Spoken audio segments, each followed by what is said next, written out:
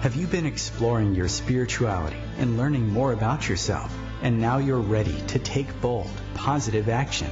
Are you seeking clarity about what is really blocking you from your greatest potential? Do you feel like you're so close to a breakthrough, but you can't figure out why you continue to feel stuck at the same level? Join us now for Real Talk with Joyce and Jennifer, two transformational coaches who are eager to share all they've learned over the many years they've each been working with clients, helping them create the life they want. Joyce and Jennifer both have extensive, diverse backgrounds in the art of conscious transformation, and they are here to help you. So tune in now for the insight and tools you need to consciously live, work, and play, so that you can live the life you most deeply long to experience.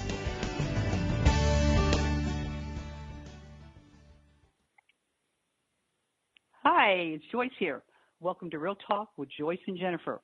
I'm a transformational coach, a life purpose facilitator, and retreat leader who guides women to find clarity and purpose in times of transition, change, loss, and transformation, to live their lives the most authentic and courageous life they can. Welcome. Hey everyone, it's Jennifer, and I'm a transformational coach as well, a facilitator and a consultant, which basically means I transform the mentality of leaders so that their entire staff and corporate culture can shift toward higher purpose. But most importantly, as we all know, I'm a mom. Well, welcome and Happy New Year to everybody. We'd like to start off this year with an intention for our show to continue to present cutting-edge, life-changing topics that support emerging conscious change and transformation in 2018. We will also be doing interviews with authors and activists and change agents and health practitioners that are helping to transform the planet. So Happy New Year again, and I hope everybody had a wonderful New Year and holiday and just was blessed and with the people they loved. So, for myself, it was an interesting holiday this year. It was nothing really happened, no drama. Instead, it was quiet and relaxing. Just friends and me sharing good food and some good movies and really resting. So, what's so great about quiet is that I get the day and the week to just daydream and to ponder about all the good things that happened last year, and about all that I have to look forward to in 2018. And to remind myself that in spite of the obstacles that happen, I still have a really good life. So, Jennifer, I know your holiday was not quite as quiet as mine was. No, I think I took all the drama from you. No, actually, it was definitely interesting. I will give it that. I think I mentioned before that my mother is a full-time caretaker for my father in Indiana. My father is severely handicapped as a double amputee. He's a hemorrhagic stroke survivor and a 2-time cancer survivor. We used to call him the Energizer Bunny because he's defied so many death sentences. He just keeps going and going and going. But now I lovingly call him Mr. Potato Head. I say that lovingly. With his numerous medical issues, he starts his day by putting on his legs and then his glasses because he has double vision as a byproduct of the stroke. His hearing aids so he can hear, his teeth, he lost those thanks to the dozens of medications over the years, and so forth. So, you get an idea, right? Anyway, thanks to my mother, he looks amazing, and he does just keep going. More than anything, though, he's got this incredible spirit. He has the most positive attitude of anyone I know, even though he probably has one of the lowest quality of life, of anyone I know. And so for me, he's proof every day that circumstances don't define our attitudes. They may break our spirits temporarily, of course, but we get to choose if they keep us down. That's what the beautiful thing about free will is, right? We get to make that choice every day. Mm-hmm. And as you can imagine, in our family, we, thus the Mr. Potato Head, right? We also have a strong sense of humor in our family, and this helps a lot. But, for me, the real kicker is this. My mother has taken a huge hit, and she's a caretaker. And so this is kind of a message for all the caretakers out there. You have a tough role. My father gets a lot of attention and empathy and sympathy because of his obvious situation, his health challenges and his quality of life. But my mother is his loyal and devoted caretaker. She has sacrificed her quality of life to rise to the occasion. So, his was circumstantial in terms of his medical issues, but hers was by choice as his devoted wife. And this has been going on for 20 years. So now as a family, our conversation has shifted from when my dad goes, when he decides to cross over, what will my mom do? And now we're starting to talk about what's going to happen when my mom goes. What will happen? What will dad do? It's a heavy, heavy topic, but this year we've been reminded of it again. So coming full circle, Joyce, with what you asked about the holidays, I just had to set the stage there to give everyone an idea of what it's like when I go visit home, which I love doing. Last year, my mom and dad spent Christmas in the hospital as my dad recovered from having half his kidney removed from cancer. And so this year, my mother ended up in the ER for the flu. And I don't know, those of you out there, where you live or what epidemics are going around, but influenza A is having a real joyride in Indiana right now. And I'm waiting for them to declare an epidemic. It's taking everyone down, and I got to see it with my own eyes, and it's really ugly. We throw the term flu around very casually, but it's horrible. Anyway, I'm making a long story too long because I want listeners to get a full understanding of my parents' interesting lives. And now to top all this off, as if I haven't set the stage enough, my brother reunited with his birth mother this year, and she came in because I think everyone knows by now that I was adopted. He, too, was adopted. We came originally from different biological families. And she came in from Colorado to meet all of us at Christmas. So here we are on Christmas Day. My mom's headed to the ER. I'm still in Atlanta waiting to catch a flight. My brother left his wife, his 6 kids, and his birth mother in Indianapolis to take care of my parents who live 2 hours away. They were supposed to be at his house. So I flew up. My flight didn't get in until that evening. We tag teamed it. My sister-in-law found one lone bar open on Christmas night to take my brother's birth mother out for a drink for Christmas. I mean, is this crazy or what? It's the craziest Christmas story. Anyway, she was a barrel of fun. It just wasn't a very traditional Christmas for any of us. The next day I drove down to Mom and Dad, and my brother officially passed the baton. But anyway, that's my crazy. I took all your drama, Joyce. So while you were sitting here peacefully, here we go. The McKenna family strikes again. Wow. So, but we're all healthy and happy. And my aunt took a hit for sitting with her in the ER waiting for us to get there. So she has the flu now. But anyway, I want to thank OMTimes Radio for airing a rerun on my behalf last week. And I want to thank you, Joyce, for being so patient as we move through all that crazy drama. And I hope everyone out there had a fantastic holiday season and you were healthier. Anyway, let's get on with this show. It's a new year. We have a new topic. Absolutely, absolutely. So, but I have to say, Jennifer, it says a lot about your coping skills, and this is partly what we talk about is how when stress hits, how things happen to people all the time, everywhere. That you got to have resilience to get through this stuff, because it's not only with you. It happens to many, many people everywhere now. So, I'm glad you have good resilience skills, because you do.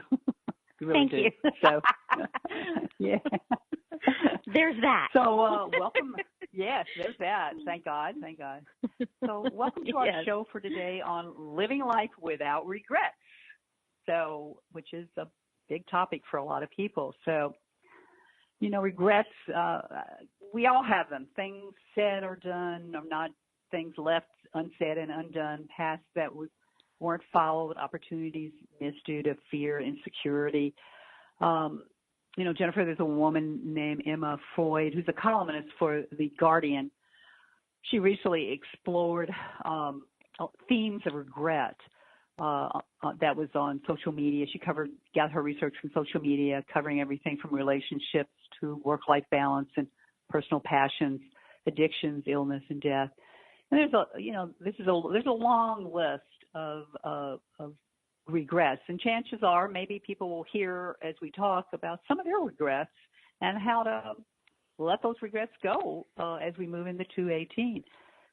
So a large number of people indicate that it was not what they have done, but what they did not do that was their deepest regrets. And I can understand that totally because that's one very important to me. So according to Bonnie Ware, who's a former palliative care nurse, hospice nurse who has worked with clients for years and wrote a book, The Top 5 Regrets of the Dying. And that's always interesting when people are passing over. What is it they wanted to do that they just didn't do and have probably held on to that regret for their entire life? So based on her conversations with people who passed over, the biggest, most commonly cited regrets at the end of life are, beginning with the most common regret of all is, one of the most frequently cited regrets at the end of life is not having the courage to be true to oneself, but rather doing what others expected. And I know we've talked about that before. So another regret was not having it's a big one. Not having the courage to express one's feelings and emotions to people they love or cared for deeply. Other common regrets include working too much, not staying in touch with friends, and taking life too seriously and allowing worries to diminish your happiness. And, most men at the end of their life say they regret missing out on family time because of excessive work. Unfortunately, many people find out too late that happiness is really an inside job. It's a choice, not a side effect of living any particular kind of life. And regret have taken life too seriously, again, so they diminish their happiness and didn't spend it with the people they really love. So interestingly, according to more research, while a regret can be phrased either as an action or an inaction, so something you did or something you didn't do. An example would be, I wish I had not quit college versus I wish I had gone to college. Regrets framed as actions tend to be more emotionally intense. So the one you didn't do tends to be more intense than regrets about it. The other way around, that you did do is more intense. So the regrets about inactions, but inactions tend to be longer lasting. So that was a little confusing.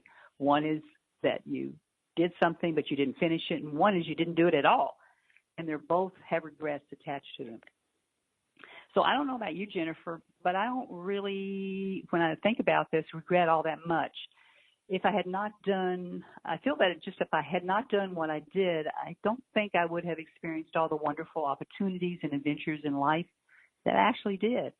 I didn't take the safe path of a secure job for most of my life. And, I've had a small business and been an entrepreneur, since really sometime in the 80s. And so, your life is always up and down, and you can, you find yourself living on the edge way too often when you're in small business and when you're starting a small business. And so some years have been great and some years have been, living on the edge.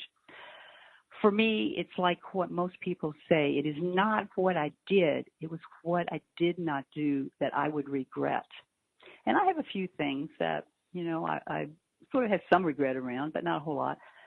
I sort of regret that I didn't move to California because I always wanted to move to California, but I didn't. And I don't know if it's appropriate for me to move to California right now. If I had a regular job, I'd certainly probably be more financially stable, but I'm not. So, that's the way it is. And, there were also a few good men that I let go that I wish maybe I had held on to longer to see if they were, if that was the right one for me. So, fortunately, I can still work on some of these things. I'm not that close to death, but, I'm moving in that direction. But I have some time to look at it. So, Jennifer, how about you? Any regrets? Yeah, well, it's such a loaded question. It's just such a loaded question, isn't it? I think that's why this such a big topic today, and I think you hit it on the head, Joyce, when you said that one thing led to another.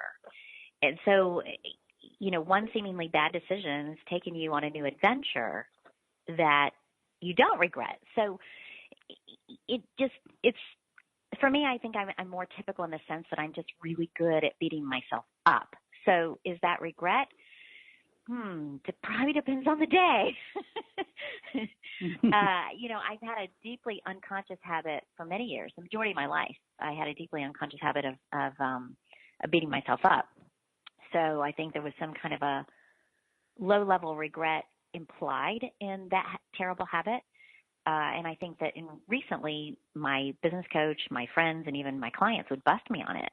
So I've had a fairly recent and real conscious awakening to hear this kind of feedback from others, to stop, be better to myself, be nicer to myself. And so I think I was just so unaware of my obsessive tendency to be self-abusive in my thoughts and words. And because I'm so analytical, I never really saw these negative thoughts as regrets. And that's just simply because I could track down all the bad dominoes that fell in my life and find the original one. And it most often wasn't something I could have changed all that much because it had something to do with my heart. And I don't know about you, but I can control my thoughts and actions when I set out to, but I've never been able to control my heart. I don't think I even want to, right? Because when we follow it, it leads us to these beautiful things. It's just that sometimes then we can allow that to become a bad thing when our mind starts to intervene, and then we start to make bad decisions. So, this is such a loaded question. I think I also look at my parents and I think, the hardship that my mom faces, talk about resiliency, those two, I learned it from the best. And I think when we come back, we'll talk a little bit more about this because there's such great examples of, could they live in regret? Yes. Do they? No. And I think there's a lot of powerful insight to take from that. So we'll pick it back up when we get back from a break.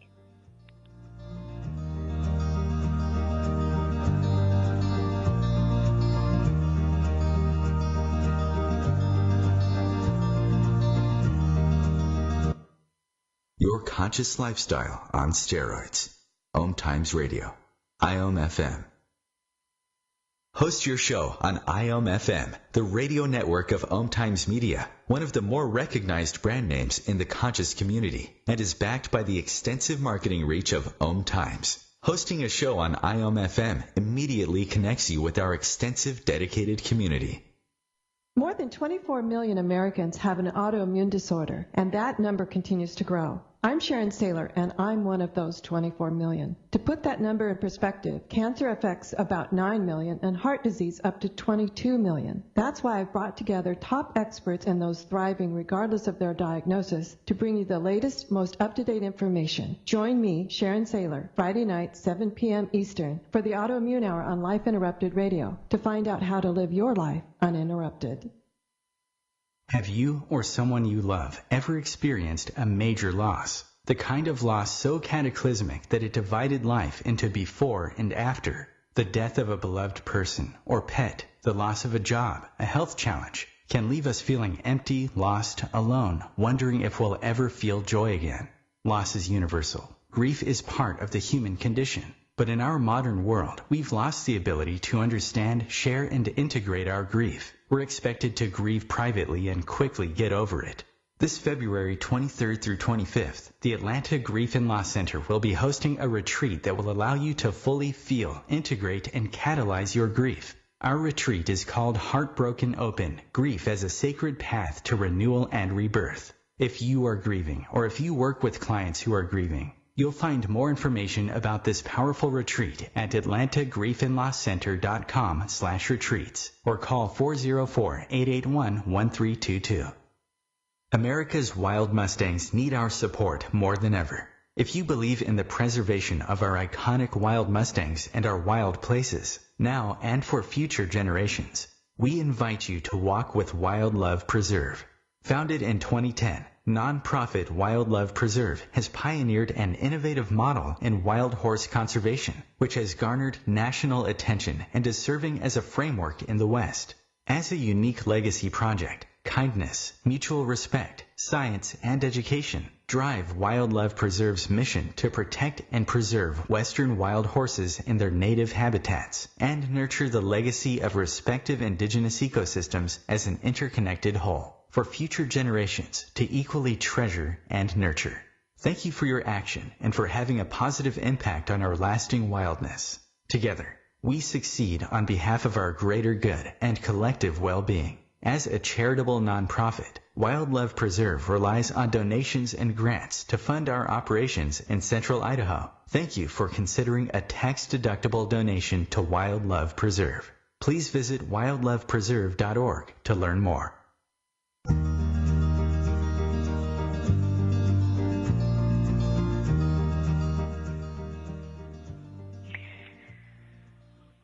So welcome back. I have kind of interjected my parents' story into this show today without their permission. So Mom and Dad, if you're listening, I'm sorry. I've been your daughter for 48 years, so you're probably used to it by now. I will add that they are amazing, truly extraordinary people. So I share their story because I think they are far greater inspiration and motivation than anything that I've done. But, you know, you look at a guy like my father who has lost both of his legs, and does he ever regret? He probably regrets smoking so much. But I think in his time frame when he was a smoker, it was such a common lifestyle habit. Nobody really talked much about it being detrimental. And certainly no one he knew had peripheral vascular disease. So it never occurred to him, right, that this might be what this leads to. And as for my mother, does she have regrets for taking care of this man for so many years? Absolutely not, because she knows she married the love of her life. So I think, you know, it's they have such an interesting life experience to analyze. But you asked me, Joyce, about my regrets, and I think, you know, for the most part, I'm able to recognize that all things happen for a higher purpose. And so even when they hurt and that cognitive shift, it just helps me to find peace more readily so that I can focus on embracing the new path that has been presented to me instead of lamenting it. But there are times in my life, there have been major times in my life when I've experienced such serious hardship that it's not as easy to be so mentally agile. And one of the biggest challenges with that is that once you move past the analyses and regret, it's hard to learn how to trust your own judgment again. I think that's a big thing with living with regret. It's you kind of stay in this fear paralysis because you're afraid to take action again. You're afraid of your own decision making. And that may be another topic for another show. I don't know, but it sure is a doozy. And when we don't trust our own judgment because we perceive one of our big decisions as a mistake, well, then that's the surefire way to end up living in regret. So I think for our listeners, I just strongly encourage you to think long and hard about that concept. Are you stuck in regret because you are simply afraid to trust yourself again?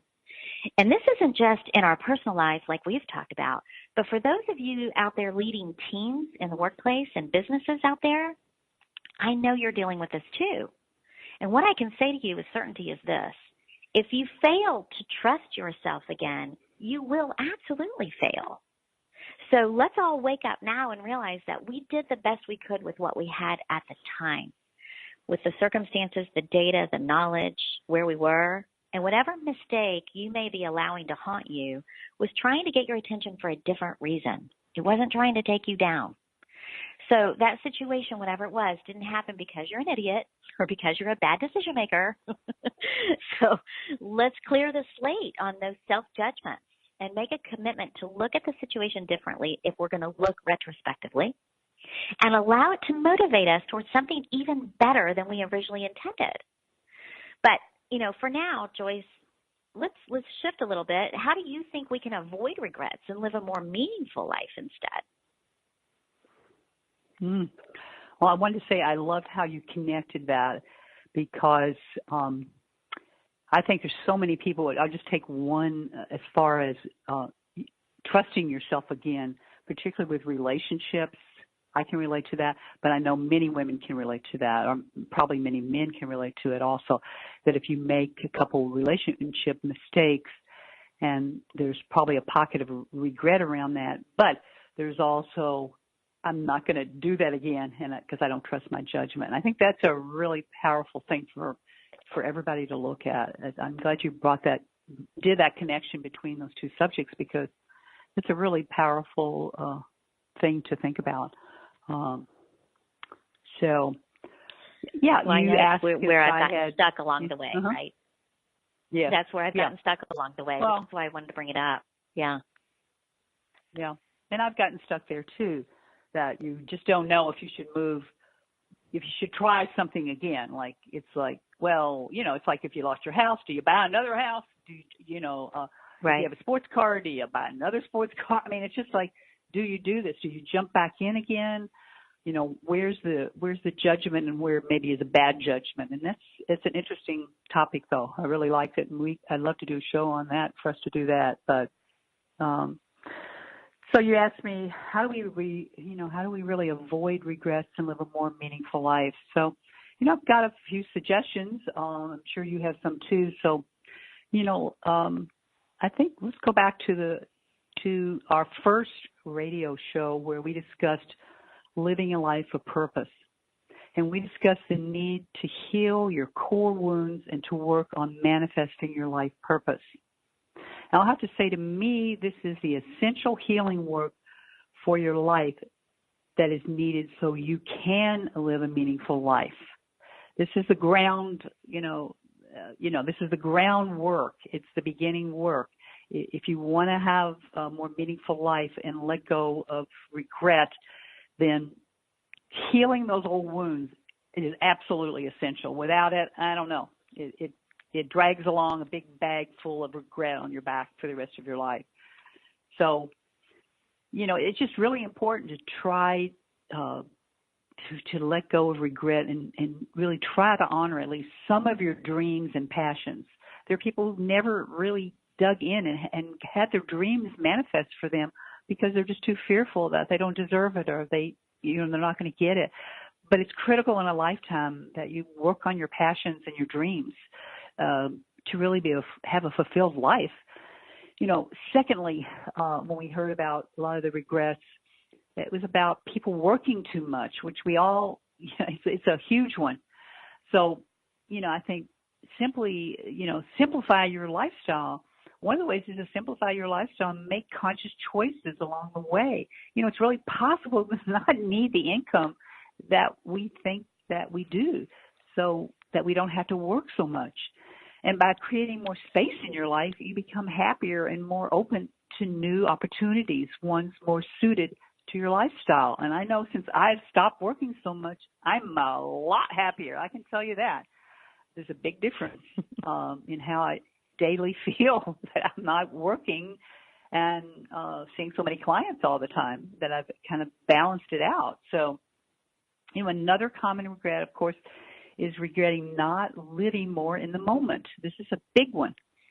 And as constant connectivity with smartphones and other technologies increased, more and more people are bound to experience this regret at the end of their lives, or, as they even age, as the years wear on. So living in the now is a major component of happiness. And it's a significant way to grow in gratitude, both of which also have an impact on health and longevity. So, it's really difficult to cultivate gratitude if you're constantly running, always looking ahead, or alternatively looking to the past. Gratitude requires you to be in the moment and appreciate what's in front of you right now. And a commonly recommended practice that can be very helpful is to keep a daily gratitude journal. And this can be done in a paper journal, or you can download a gratitude journal app from iTunes. So, and there was a study that I was looking at that participants who kept a gratitude diary and reflected on what they were grateful for at least 4 times a week for 3 weeks reported improvement in depression, stress, and happiness. A mindfulness intervention consisting of mindfulness diary and mindfulness meditation led to similar improvements. Remember, you tend to get more of what you focus on, so you're mindful of the kinds of thoughts that you entertain when you're writing stuff down. Your brain can actually become hardwired to feel anxiety, depression, irritability, or anger the longer and the more frequently such thoughts are allowed to persist. It's noted by Robert Emmons, who wrote this book, The Little Book of Gratitude. So everything we do creates connections within the network of the brain. And the more you repeat something, the stronger those connections get. So the mind can change the brain in lasting ways. In other words, what flows through the mind sculptures the brain. And oftentimes we get so busy we forget to keep in touch, with our old friends. And over time, these relationships just kind of fizzle out.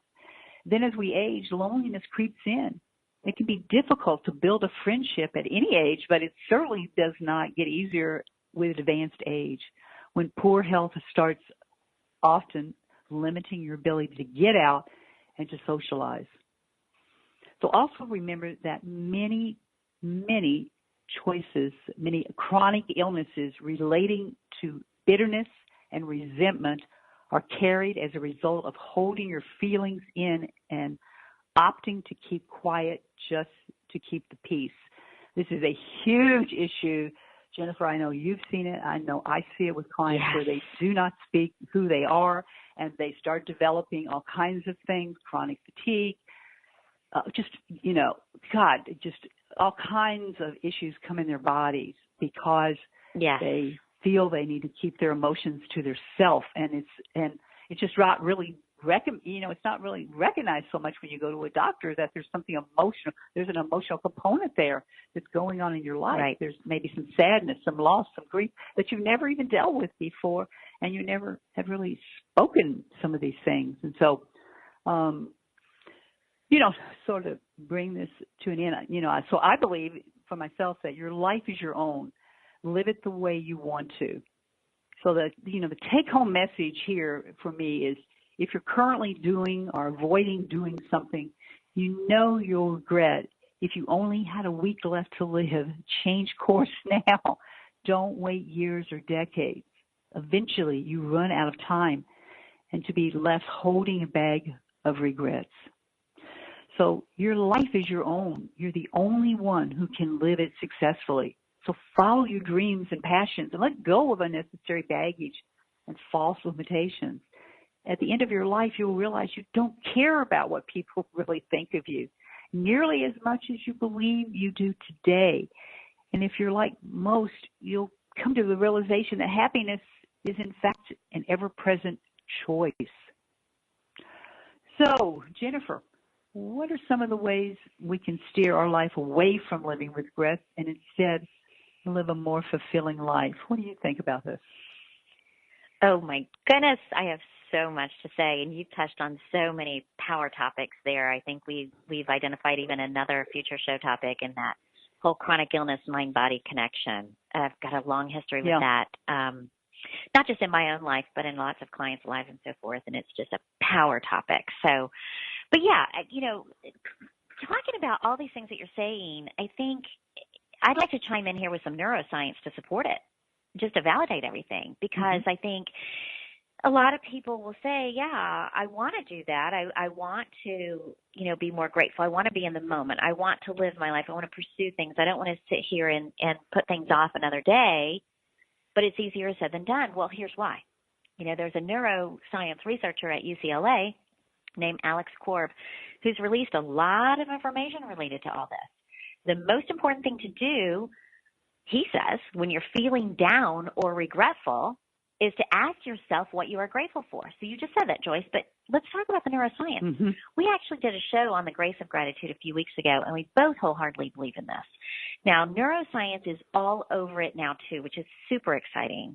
So it's important for all of us to understand that this isn't just an opinion. It's not just a lighthearted suggestion. Your brain literally responds predictably to certain stimulants, and I'm not talking about caffeine. I mean what we consciously feed our brain in terms of our thoughts is crucial.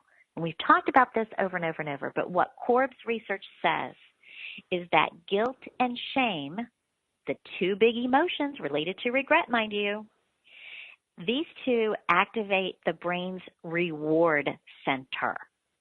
Okay? The reward center. That means that the brain likes it. Of course, I could throw out the areas of the brain that comprise the reward center, like the amygdala, the dorsomedial prefrontal cortex, the insula, and so forth.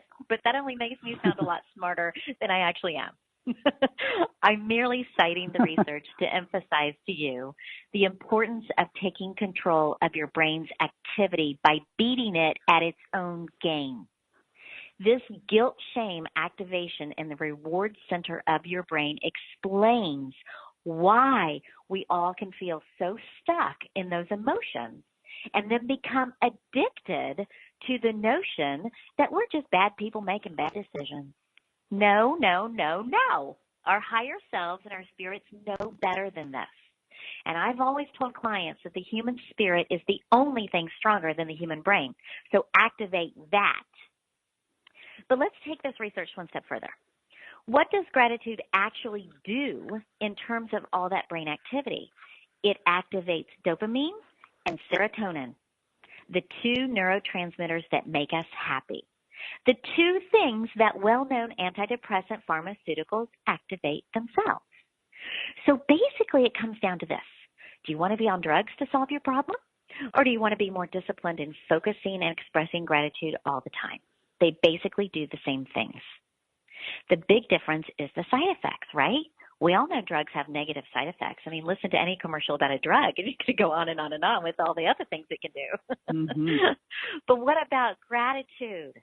Well, look out, everyone. Those side effects can include a higher quantity of smiling and laughing, stronger, more enjoyable relationships, and a better social life. So how about that for side effects?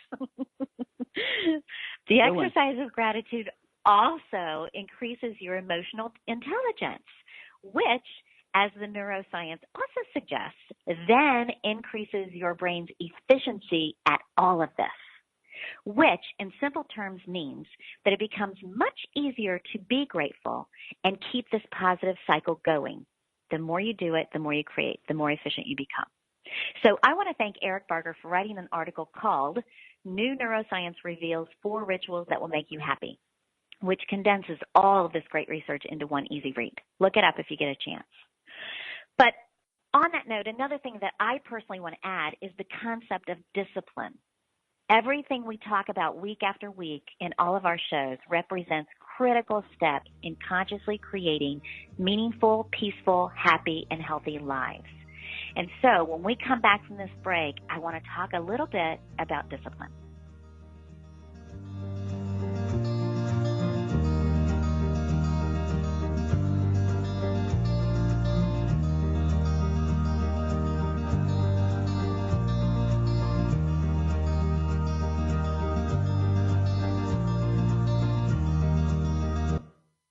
Free your mind with OMTimes Radio, IOM-FM. Change and growth are part of natural life and also part of your spiritual life. Everyone needs support and guidance, especially during life passages. Upgrade yourself with the OMTimes Experts program. With OMTimes Experts, you have access to the best intuitive coaches, spiritual teachers, counselors, astrologists, and oracles. Our team was carefully selected so you can trust. Find out more at experts.omtimes.com. Depleted by the rat race? Depressed by the attitudes of the human race? The book Honor explains why and how to transform your life from confusion and heartache to one that you most authentically desire. Join OMTimes radio host Jennifer McKenna Weinbaum as she takes you on her journey from her darkest period to her happiest and healthiest life. Entertaining, enlightening, Honor will help you find and maintain the love and light in your own life. Visit www.universalabundance.com to pre-order your copy. Hello, I'm Lisa Berry. Join me every Monday at 1 p.m. Eastern Time for Light on Living, a chance to see new, hear different, and feel more as I shine the spotlight on all the ways to lighten the load of life's challenges. Light on Living is your link to that new way you're looking for, that new understanding that will enhance your life, and that positive connection that will support your growth. So join me and you'll gain insight and start to see things in a new way that motivates you. Listen, my life changed because someone was there to get me to use drugs. No one can understand. People think that having someone who will listen makes it better. I need help. I'm listening. I need help. I think that having someone who will listen makes it better. People understand. No one can get me to use drugs. My life changed because someone was there to listen. Go to heretolisten.com for tips and tools to turn addiction around. Brought to you by the Ad Council.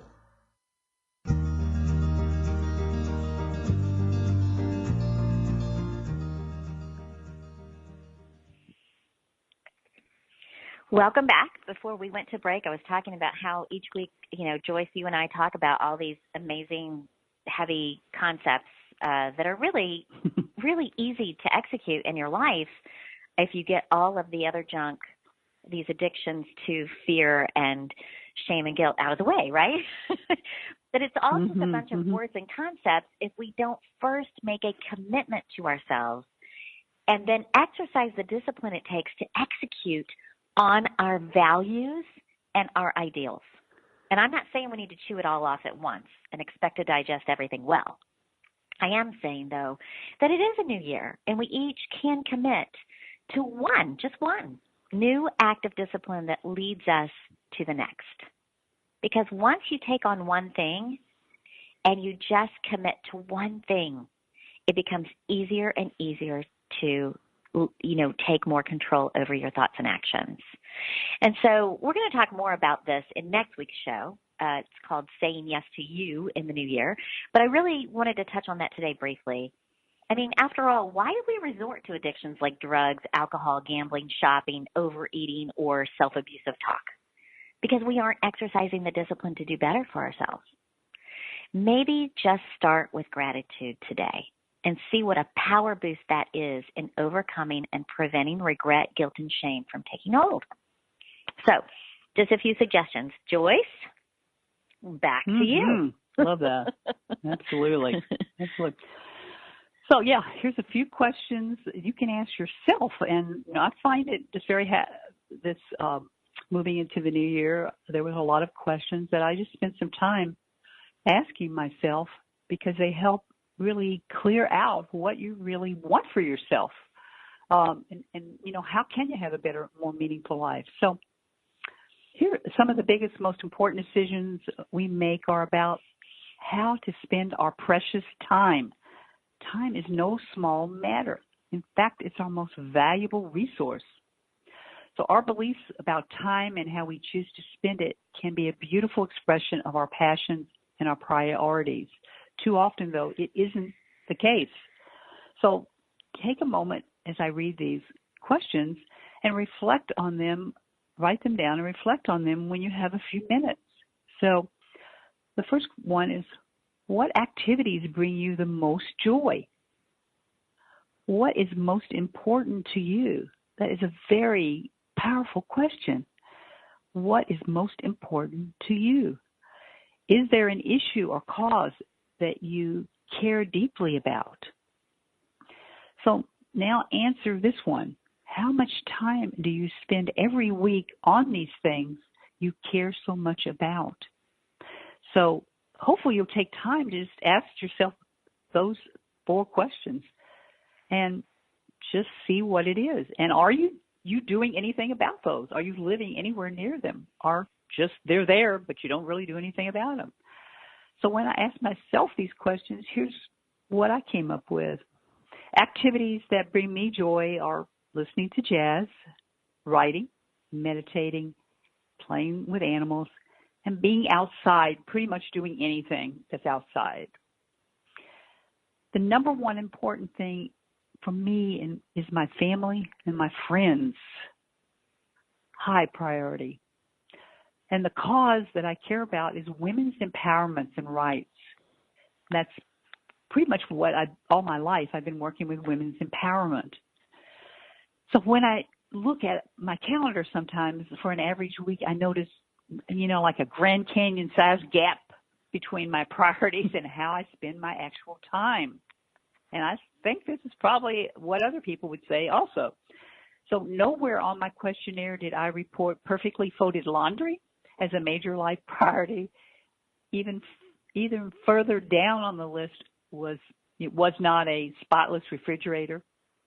And yet much of my time was spent actually doing things that I really sometimes do not want to do, like spending way too much time in my office, cleaning my house on the weekends, and running errands that, I'm not crazy about.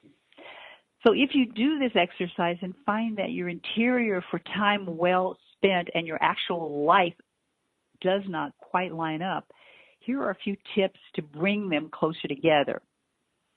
So I think in itself, that particular exercise of just looking at what you love and are you really doing it answers a lot of where you want to go with your life in 2018. So here's some of the things that I do to sort of trick myself that I definitely put it on a calendar. So the most important thing is you've got to put it on a calendar. It's really not there. Chances are it'll never happen.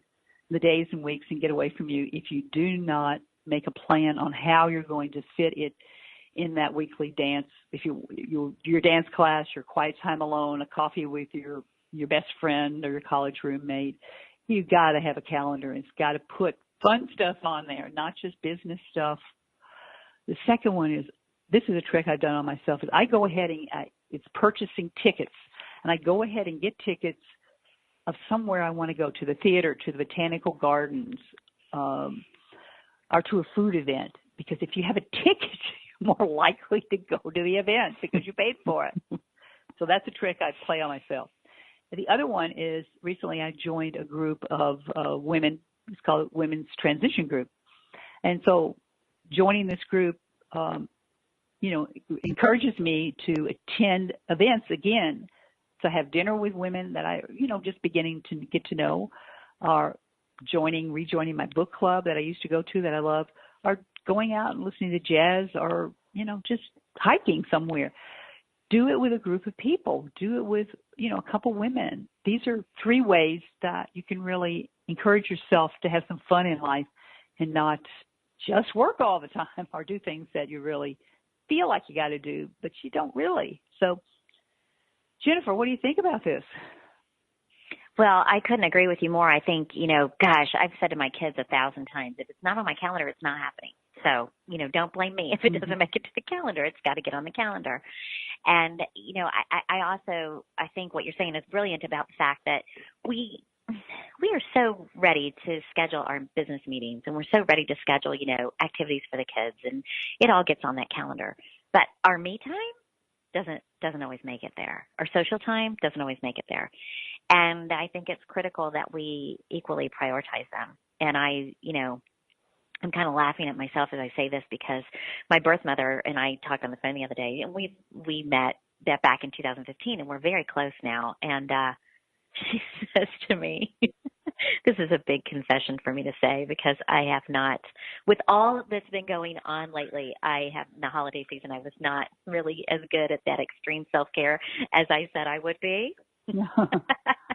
And so what she says to me on the phone the other day is, I feel like I'm speaking to a 6-year-old. Remember to feed yourself. Right. And I thought, oh my God, do I need to start putting that on the calendar? So we hope not.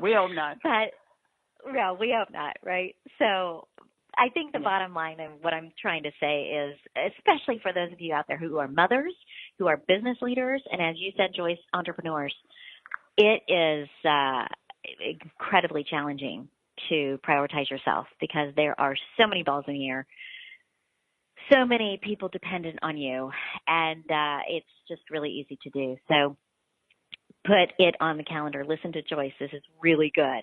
And purchase tickets. I love it. I regret that during that holiday season, and I was not living, I was living hypocritically. I'm going to go ahead and say it. I'm telling you all to do one thing, and I'm doing another. I had to turn down, I think it was 2 live performances, 2 holiday parties, and a birthday party, because I had too much going on. And I don't regret it.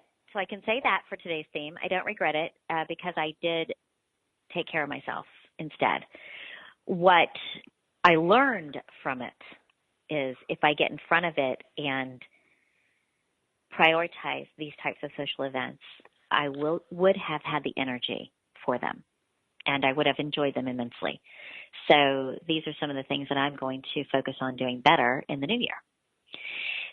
But I think that, more than anything, Joyce, I love that we're ending the show on a note of positive action, that we're not just sitting here talking about things. Let's take action, everyone.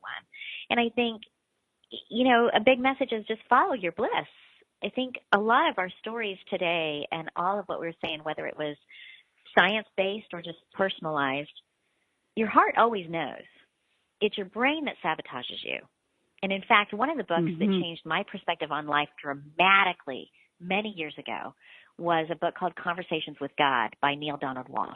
And at the very beginning of the book, it almost kicks off this way. In one of the passages, God says, when we try to speak to each other, me to you, you to me, meaning God, we're having a conversation with God here, we are immediately constricted by the unbelievable limitation of words. For this reason, I, God, do not communicate by words alone. In fact, rarely do I do so. My most common form of communication is through feeling. Feeling is the language of the soul.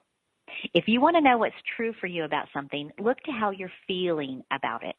Feelings are sometimes difficult to discover and often even more difficult to acknowledge. Yet hidden in your deepest feelings is your highest truth.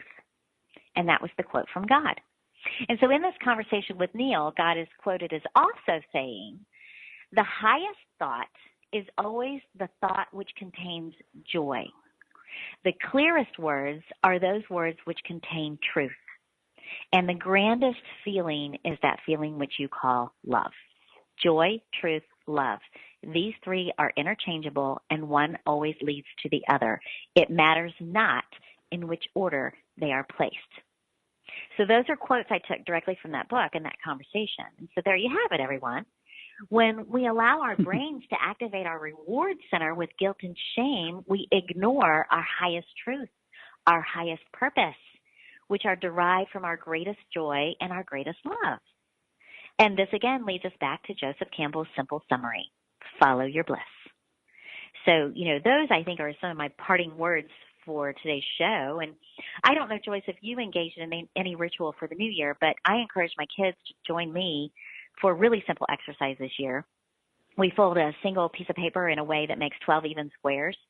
And in each square, we write one simple thing. And so it can be conceptual, like do more for others, or it can be something specific like go on a beach vacation. Anyway, we don't mark each box with a specific month because it's more like intention setting than goal setting. But it's a simple way for us to jot down the first 12 things that come to our hearts and our minds as something important to us so that we can include it in the coming year. And, so the exercise is really about what you're saying is pull from our heart. What is it we really want? And let's get it down on paper. And then we hang it as a reminder. And it automatically helps us to prioritize those things that are near and dear to our heart. And then over time, we start making different decisions because we're looking at it. We're holding ourselves accountable. And then eventually we start incorporating it into our calendars. And then it gets done, right? Absolutely. So I don't know. Did you do anything to ensure that you're going to live a more meaningful life this year, Joyce? Well, I actually did something that is just like off the cuff. Okay. I'll talk probably some more about this because it comes from a whole dream series. When I was in a dream group that I had this dream of called The Chair, which is not, but I actually was walking in the shopping center and I saw the chair from the dream and I purchased it. And it is incredible. How fun. It is so fun, and it represents my walking into 218. It is a teal chair with flowers all over it and butterflies. And it's just like, not many people would want this chair probably because it's really a strong statement. And I'm using that chair because I'm just, as my dream, the woman who I do dream group with said, see what the lessons the chair wants you to learn this year by bringing that in. So that's what I did over, you know, I love it. Did I want to spend the money to get this chair? And it never was reduced, but there was only one left, and I said, I'm getting this. I can't stand it. So the chair just stayed in my brain all this time, like, you better go get me. You better go get me. And then I did. And I'm so happy. I'm so happy that I had that chair there. So, yes, that's what I did. That's my gift to myself and to my dreams for 2018. So, you know, I love it. You took positive action. Yeah, I did because you see, I would have regretted if I hadn't allowed myself to have something that I really wanted, even though it cost more money than I thought I should. But that's where you break regret right there, is that I said, I'm going to get this chair, and that's the end of it. So,